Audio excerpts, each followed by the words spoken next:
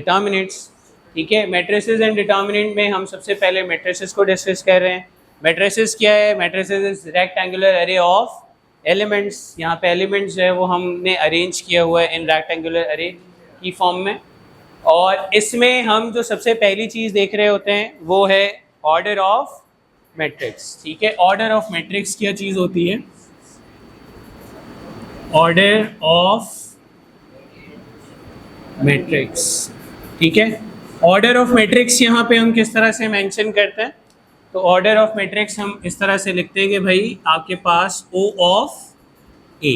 ठीक है, और हम ये कैसे लिखते हैं? इसमें हम लिखते हैं number of Ross into number of columns. ठीक है, कि आपकी कॉलम्स कितनी है एंड रॉस कितनी है। तो अगर मैं इस पर्टिकुलर मैट्रिक्स की बात करूं तो वी हैव 3 रॉस। ठीक है, 3 रॉस हैं एंड 1 2 3 4। कितने कॉलम्स हैं? 4 कॉलम्स हैं। ठीक है, तो ये जो हमारे पास मैट्रिक्स गिवन है वो 3 टाइम्स ऑफ 4। ठीक है, 3 टाइम्स ऑफ 4, 3/4 का हमारे पास यहाँ पे ये मैट्रिसेस मौजूद है। अच्छा, हम इसमें रिकॉल कर लेते हैं जो हमारे बेसिक ऑपरेशंस होता है। ठीक है, हमारे बेसिक ऑपरेशंस कौन कौन से हैं? तो हमारे बेसिक ऑपरेशंस जो हैं हमारे पास एडिशन है, मल्टीप्लिकेशन है। ठीक है, और एडिशन है, सब्ट्रैक्शन है, मल्टीप्लिकेशन है। डिवीज़न हम नहीं देखते, डिवीज़न की जगह हम इन्वर्स करते हैं, वो मैं बताऊंगा कैसे। ठीक है, तो सबसे पहले जो ऑपरेशन है वो क्या है? एडिशन है। सही है, तो सबसे पहले हम एडिशन को डिस्कस कर लेते हैं कि एडिशन हम कैसे करते हैं इन मैट्रिक्स। सबसे पहले हम एडिशन डिस्कस कर रहे हैं। ठीक है, तो एडिशन के लिए भाई क्या बात ज़रूरी है? एडिशन कब पॉसिबल होता है? तो order of both matrices should be equal. सही है, 2 मैट्रिसेस को हम तब ही ऐड या सब्ट्रैक्ट कर सकते हैं जब उनका ऑर्डर इक्वल हो, सेम हो। ठीक है, अब यहाँ पे एक एग्जांपल ले लेते हैं कि फॉर एग्जांपल आपके पास एक मैट्रिक्स लिखा हुआ है 2 3 5 7। दूसरा मैट्रिक्स लिखा हुआ है 1 5 2 9। सही है, इन 2 मैट्रिक्स को फॉर एग्जांपल मुझे क्या करना है? ऐड करना है। A प्लस B मुझे इसका फाइन करना है। ठीक है, तो A प्लस B अगर मुझे फाइन करना है तो मैं कैसे करूँगा भाई? सिंपली आपने क्या लिखा? 2 3 5 7, फिर B मैट्रिक्स लिख लिया। B के 1 5 2 9। इसमें करस्पॉन्डिंग एलिमेंट्स को हम आपस में ऐड करते हैं। 2 को 1 के साथ ऐड करेंगे, 2 प्लस 1, और 3 को 5 के साथ ऐड करेंगे, 3 प्लस 5। फिर 5 को इस 2 के साथ ऐड करेंगे, 7 को 9 के साथ ऐड करेंगे। ठीक है, और सिंपली आपको रिजल्ट क्या मिल जाएगा? 3 8 7 16। ठीक है, क्लियर है? इसमें कोई कंफ्यूजन? ठीक है, ये हमारे पास क्या था? एडिशन, और बहुत ही सिंपल एडिशन था। सही है, एडिशन में तो कोई मसला नहीं है, क्लियर है ये। सही है, इसको एक बार नोट कर लें, फिर उसके बाद हम आगे चलते हैं। अच्छा, एडिशन के बाद सब्ट्रैक्शन तो बिल्कुल ऐसे ही होती है जैसे हमने एडिशन की है। सही है, एडिशन और सब्ट्रैक्शन में कोई फ़र्क नहीं है। अब हम आ जाते हैं कि अगर आपके पास मैट्रिसेस गिवन है, सबसे पहले तो ये वाली बात कि मैट्रिसेस को मल्टीप्लाई करना पॉसिबल कब है। जैसे मैंने एडिशन के लिए कहा कि अगर दोनों मैट्रिक्स के ऑर्डर सेम है तो वो ऐड या सब्ट्रैक्ट हो सकता है, लेकिन मल्टीप्लिकेशन में ऐसी कंडीशन नहीं है। मल्टीप्लिकेशन में क्या होता है कि जो आपका पहला मैट्रिक्स है उसमें कॉलम्स, ठीक है, columns of first matrix should be equal to rows of second matrix. ठीक है, पहले मैट्रिक्स के जितने कॉलम्स हों, पहले मैट्रिक्स में जितने कॉलम्स मौजूद हैं अगले मैट्रिक्स में उतने रॉज होने चाहिए, तब वो मल्टीप्लाई हो सकता है। और मल्टीप्लाई होने के बाद ऑर्डर क्या बनता है उसको भी हम देखते हैं। तो फॉर एग्जाम्पल आपके पास दो मैट्रिक्स हैं, आप मैट्रिक्स ए और मैट्रिक्स बी को मल्टीप्लाई कर रहे हैं, सही है, और उससे आपको मिल जाता है एक मैट्रिक्स सी, सही है। तो ये मैट्रिक्स ए और बी कैसा होना चाहिए और सी कैसा मिलेगा? तो फॉर एग्जाम्पल जब आप सपोज कर लें कि जो मैट्रिक्स ए है उसका ऑर्डर है m इंटू एन, ठीक है, और जो आपका मैट्रिक्स बी है उसका ऑर्डर है r इंटू सी, ठीक है। जो आपका मैट्रिक्स ए है उसका order m into N, m rows हैं और n कॉलम्स हैं, और इसमें r रॉज हैं और c कॉलम्स हैं। तो मैंने क्या कहा है कि फर्स्ट वाले का, सही है, कॉलम्स ऑफ फर्स्ट मैट्रिक्स, तो columns of first matrix should be equal to rows of second matrix. तो ये दोनों बराबर होना चाहिए, सही है, ये दोनों बराबर होना चाहिए, सही है। तो n should be equal to r, n और r बराबर होगा तभी ये दोनों मल्टीप्लाई हो सकते हैं, ठीक है।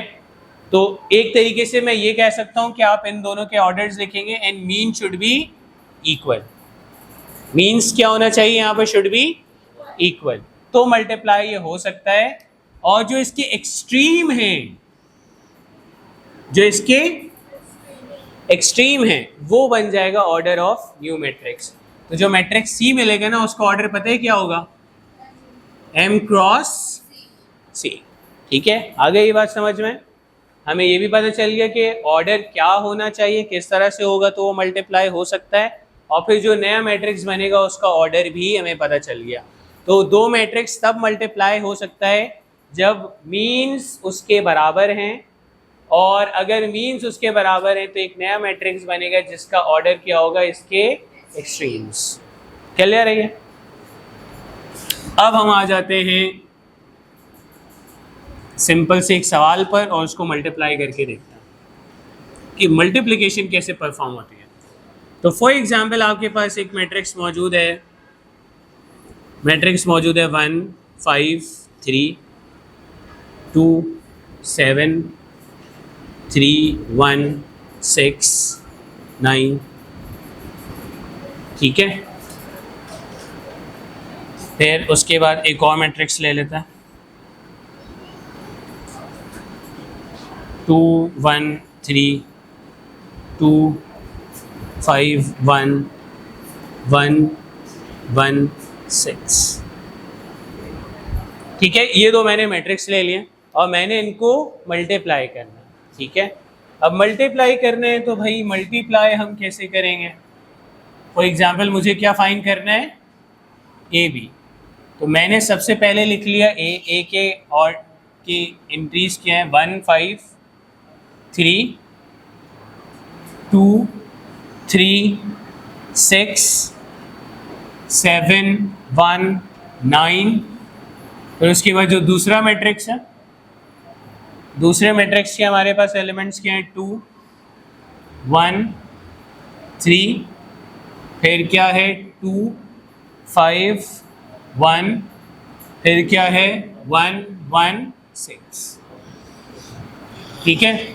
अब हमें देखना है कि हम मल्टीप्लाई कैसे करते हैं। जैसे मैं ऐड कर रहा था ना करस्पॉन्डिंग, मल्टीप्लाई ऐसे नहीं होता, मल्टीप्लाई ऐसे नहीं होता कि 1 को 2 से कर दो और 2 को इससे कर दो, ऐसे मल्टीप्लाई नहीं होता, ठीक है।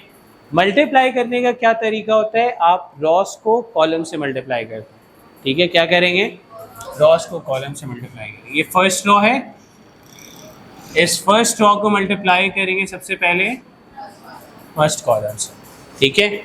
और जब फर्स्ट रॉ को फर्स्ट कॉलम से मल्टीप्लाई करेंगे तो आपको कोई 3 एलिमेंट्स नहीं मिलेंगे, आपको पहला एलिमेंट मिलेगा, सही है। आपको जो नया मैट्रिक्स बन रहा है उसका पहला एलिमेंट मिलेगा, सही है। पहली बात तो ये वाली चीज़ जहन में रखनी, जब आप एक रॉ को एक कॉलम से मल्टीप्लाई कर रहे हैं तो आपको 3 एलिमेंट्स नहीं मिलने वाले हैं, आपको एक एलिमेंट मिलेगा, सही है। अब यहाँ पे हम बता देते हैं कि मल्टीप्लाई करने का तरीका कार क्या होगा। तो मल्टीप्लाई करने में आप इस रॉ के फर्स्ट एलिमेंट को इस कॉलम के फर्स्ट एलिमेंट से मल्टीप्लाई करेंगे, इस सेकेंड एलिमेंट को इस सेकेंड एलिमेंट से मल्टीप्लाई करेंगे और इस थर्ड एलिमेंट को थर्ड एलिमेंट से मल्टीप्लाई करेंगे और इन तीनों ही प्रोडक्ट के दरमियान में लिखेंगे सम। इन तीनों प्रोडक्ट्स के दरमियान में क्या आएगा? सम। ठीक है, मतलब इसको इससे मल्टीप्लाई करेंगे फिर प्लस, फिर इसको इससे मल्टीप्लाई करेंगे फिर प्लस, फिर इसको इससे मल्टीप्लाई करेंगे। ठीक है, तो चलिए अब इसको मल्टीप्लाई करके देखते हैं। तो क्या करेंगे भाई? सबसे पहले 1 2 जार।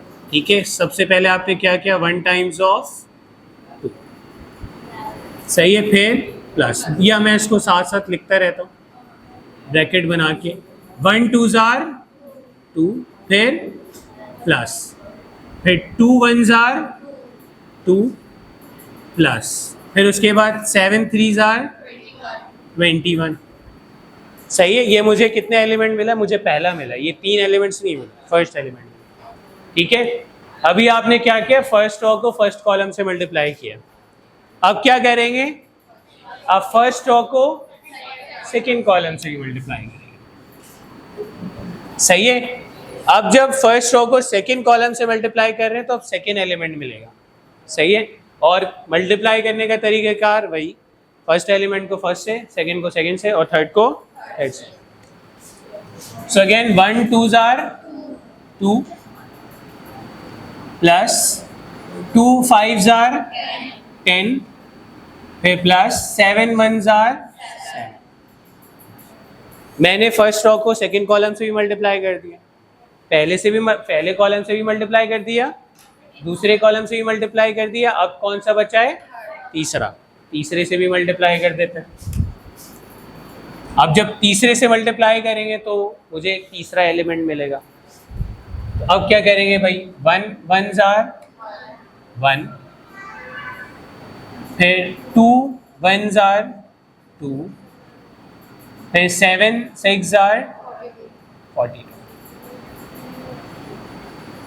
ठीक है, तो आपने फर्स्ट रो को तमाम कॉलम से मल्टीप्लाई कर दिया, पहले कॉलम से भी कर दिया, दूसरे कॉलम से भी कर दिया और तीसरे कॉलम से भी कर दिया। तो जब आपने फर्स्ट रो को तमाम कॉलम से मल्टीप्लाई कर दिया तो फर्स्ट रो का काम खत्म। अब आ जाएंगे हम सेकेंड रो पर। जब यहाँ पे मैं सेकेंड रो पर आया ना, तो अब मैं एंट्रीज सेकेंड रो पे लिखूंगा। फर्स्ट रो की एंट्रीज खत्म हो गई, अब सेकेंड रो पर आ जाते हैं। अब क्या करूँगा? अब सेकेंड रो को फर्स्ट कॉलम से मल्टीप्लाई करूँगा, फिर सेकेंड से करूँगा, फिर थर्ड से करूँगा। सही, जैसे मैंने फर्स्ट को 1 बाय 1 तीनों से किया, वैसे ही सेकेंड को भी 1 बाय 1 तीनों कॉलम से मल्टीप्लाई करूँगा। और मल्टीप्लाई करने का तरीका कार वही, फर्स्ट एलिमेंट को फर्स्ट एलिमेंट से, सेकेंड एलिमेंट को सेकेंड एलिमेंट से और थर्ड एलिमेंट को थर्ड एलिमेंट से। ठीक है, सेकेंड रो को फर्स्ट कॉलम से मल्टीप्लाई कर दिया। नाउ फर्स्ट एलिमेंट को फर्स्ट एलिमेंट से, सेकेंड एलिमेंट को सेकेंड एलिमेंट से और थर्ड एलिमेंट को थर्ड एलिमेंट से। ठीक है, सेकेंड कॉलम से ही मल्टीप्लाई कर दिया। थर्ड कॉलम पर आ जाते हैं, फर्स्ट एलिमेंट को फर्स्ट एलिमेंट से, सेकेंड एलिमेंट को सेकेंड एलिमेंट से और थर्ड एलिमेंट को थर्ड एलिमेंट से। क्या मैंने सेकेंड रो को भी तीनों कॉलम से मल्टीप्लाई कर दिया? तीनों कॉलम से कर दिया। अब क्या करेंगे? थर्ड रो पर आ जाएंगे। तो जब यहाँ पे आप थर्ड रो पर आ चुके हैं तो इधर भी आप थर्ड रो पे लिखेंगे एंट्रीज। तो अगेन अब फर्स्ट एलिमेंट को फर्स्ट एलिमेंट से 6, सेकेंड एलिमेंट को सेकेंड एलिमेंट से 6, ठीक है, थर्ड एलिमेंट को थर्ड एलिमेंट से 27, फर्स्ट एलिमेंट को फर्स्ट एलिमेंट से 6, सेकेंड एलिमेंट को सेकेंड एलिमेंट से और थर्ड एलिमेंट को थर्ड एलिमेंट से, फर्स्ट एलिमेंट को फर्स्ट एलिमेंट से, सेकेंड एलिमेंट को सेकेंड एलिमेंट से और थर्ड एलिमेंट को थर्ड एलिमेंट से। ठीक है, ये सारी मल्टीप्लिकेशन कर दी। अब इसको सिंप्लीफाई करके तमाम टर्म्स को लिख लेंगे। तो ये कितना हो जाएगा? 21, 23, 25, 3 3 6 और 16, 27, 33, 39, ये कितना हो जाएगा 17 और 2 19, ठीक है, ये 15, 16, 26, ये हो जाएगा 39, 45, 45 हो जाएगा 11, 14, 60, 63, ठीक है, समझ में आ गई मल्टीप्लिकेशन, क्लियर है, इसको कॉपी करना।